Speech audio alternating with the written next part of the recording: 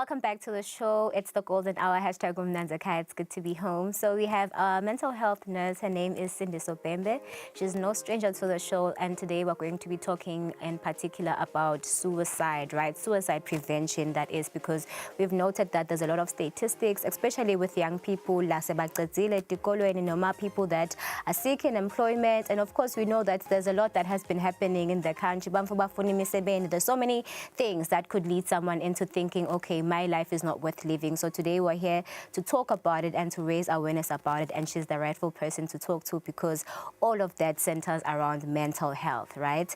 How are you? I'm good. I'm not good, but I'll be fine. Don't get into those vitamin C, something. Vitamin C. I'll get it after. Thank you. So we're talking suicide prevention. Can we talk about maybe some of the risk factors of, a person having suicidal thoughts? Okay, thank you very much. Yes, so this month we are talking suicide. Yes. And we're talking suicide prevention, as you rightfully said. So I think this is the right month, of course, to talk about such and to have a conversation, especially because our theme this year is start the conversation. Oh, okay. And change the narrative. Let's talk about it. So with that said, then, Emma risks, of people that would have maybe more suicidal thoughts or even thinking of ending their lives. People that are overwhelmed, in terms of maybe you have a chronic illness, you have this illness that just, you see there's no quick remedy for it, and they're telling you daupila nago, and then a person will feel like yet maybe there is help that you can get, also unemployment rates, financial issues and all of that. And also what we're seeing is trauma. When people are experience trauma, be it physical trauma, or emotional trauma, people are shouting at you, using very harsh words. We're also seeing sexual trauma, like your rapes and whatnot. You find that people maybe will not be able to cope, and then they find themselves having these overwhelming feelings of wanting to escape this situation that they're at. Okay, well said. And when we're talking about just, the warning signs, what is it that we need to look out for? Is it change in behavior? Because sometimes we know that people deal with things differently. They're always in their room. So what are the warning signs that, families should be able to look out for, parents should be able to look out for? Because most of the statistics are most definitely. Warning signs are there. However, we don't necessarily see them as warning signs. That's why it's important to start the conversation and talk about it so that we're aware, because part of it will be a change of behavior, as you're saying. Yes. You'll find that a person maybe is now isolating themselves, as in removing themselves from a group of people, maybe family, and watch whatever that they were watching with the family or with friends. They're removing themselves from friends. And as you're mentioning, young people, also, we must take note of their marks, right, in school. If they are dropping, they're no longer performing well at school, that's something that you should look out for and find out what is really going on. There are other people that will also talk about it. Maybe they'll be asking questions like, people are dying through suicide, what is this thing, or what are they using, to end their lives? And because it's sort of like a conversation, we would go in, and go, there's this, and the other. No, this one is stronger than the other, This person is sort of like researching, right? True. They're researching. Or you'll hear them having words or saying words like, in our language, right? So you hear them talking of such, or they'll be like, if I can just end it all. Yes. If I can just end it all. So their talk will center around if I could disappear, if I could end it all, or people that have passed on are better off than what I am going through or than what we are going through. Yes. Yeah. You know, something like that. Because what we need to understand is that a person that is suicidal or that is thinking of ending their lives, they don't really want to die per se. Yes. They want to remove themselves from the situation that is so overwhelming. And they feel like they no longer have resources to handle whatever is going on. So that is why they say, if I could end it all, not end my life, but end it all. If I could just disappear from whatever is happening. So that would be some warning signs that would be there. Okay. And before we talk to how, you know, some of the risk factors vary between like young people and old people or adults, I just want to talk about, you know, so far, what are the strides that you have seen in Eswatini? To be specific, some of the techniques or some of the things that young people use or any other person uses to end their lives, because letinye are no longer being sold. So what would you say, as, you know, someone who works in health, you've seen being done to make sure that and obviously like eliminate at the end of the day, that is the end goal. So what are some of those things that you've seen that you feel like we are in the right direction? Okay, with that one, I think we are around baby steps. Okay. Right? Because when you're talking about reducing letinombolo, yes, not in our country, unfortunately. Okay. Okay. That is why the Minister of Health has taken this initiative to stand up and do something. Okay. And take action. Yes. Because we are seeing the numbers are increasing.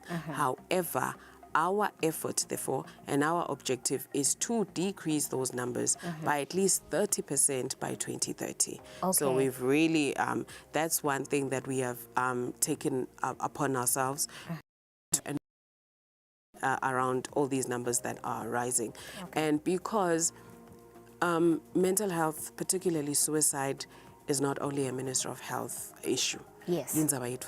True. Everyone is involved. Ministry of Health, Ministry of Agriculture, Finance, Dinkundla, everybody's involved, because what for health, it would be, this is what I'm going through.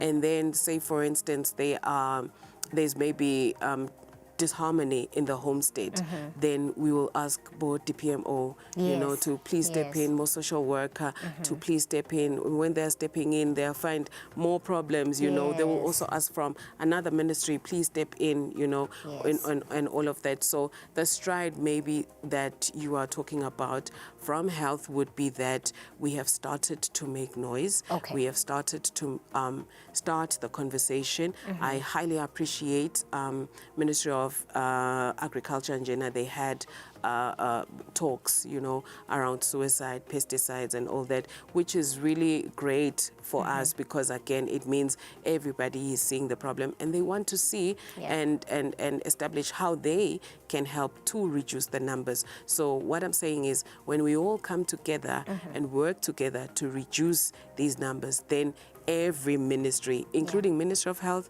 will see the numbers going down. Well said. Like, I think, I don't know if like it's a subjection to a certain extent, but I never really thought about the fact that every ministry is very much, you know, accountable to the things that happen. Because if it's not even agriculture, then we're looking at education, and they feel like they have, you know, everything to lose. So it's every other ministry being needed to make noise about this. You also come in reducing the numbers, you know, because the media, we need you to do responsible reporting. And if you do the responsible reporting by not mentioning what methods were used, by not mentioning maybe the age, where were they, what the story behind was. Instead, you then send the positive message to say, you are not alone, you can access help and whatnot. You reach more people than us, right? So you can also contribute in reducing the numbers. And it's a win-win for everybody. Definitely, I agree with you.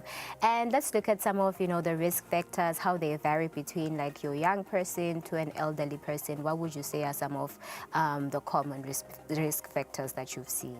Okay, so when it comes to risk factors, like we have said, it cuts across.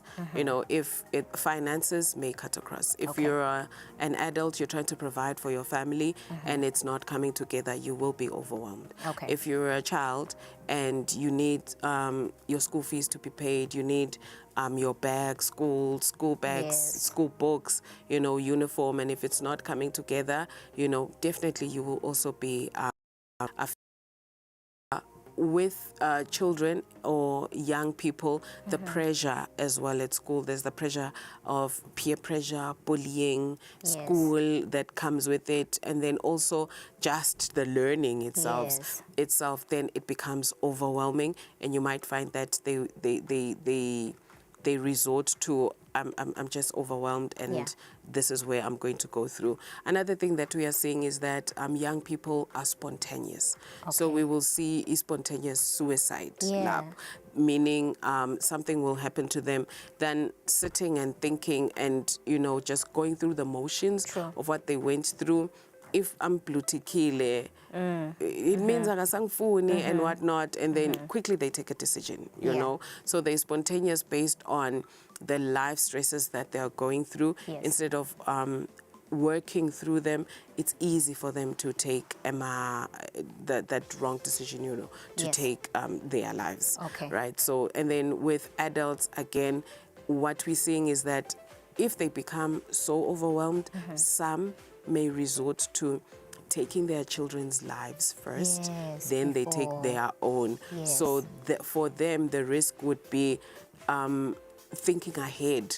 If I leave this place, you know, and this is, I'm overwhelmed now, what will happen to my children, right? So it's a vast, for them, it's more the future. For young children or adolescents, it's here and now. This is happening to me here and now, and this is the decision that I'm going to take. So, yeah. Okay. So before I let you go, maybe just to talk about a self-care plan. We could be speaking to someone who already has suicidal thoughts every now and again. What self-care plan could they come up with if they are feeling overly overwhelmed and they have suicidal thoughts? Thank you very much for that question, because that is where we all then come together, like you're saying, the positive message. We need to have that conversation, start the conversation. If you're feeling overwhelmed, find somebody that you trust and you talk to them. And then again, on top of that, when I come to talk to you, be comfortable with talking about suicide. It's okay. And asking me, if you're seeing the symptoms that we talked about, right? I'm removing myself, my behavior has changed, I'm no longer eating, I'm no longer happy, I'm always feeling sad. Ask. It's okay to ask.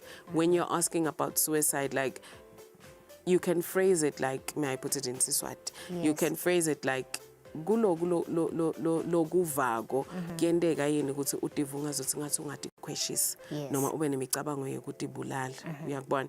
So it's okay to start that conversation and talk about that, because it will not provoke. Instead, it's giving the person a safe space to say, somebody understands what I'm feeling.